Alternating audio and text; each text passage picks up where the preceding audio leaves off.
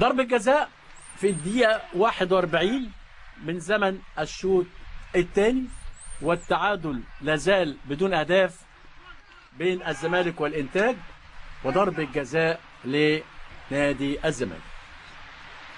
عيد عبد الملك وضربة جزاء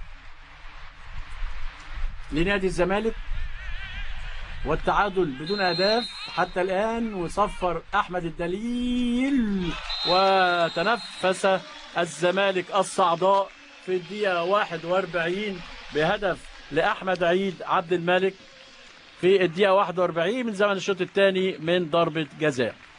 هو يعني حق ربنا ان الزمالك اقرب للثلاث نقاط، انما ما تجيش بالطريقه ديت.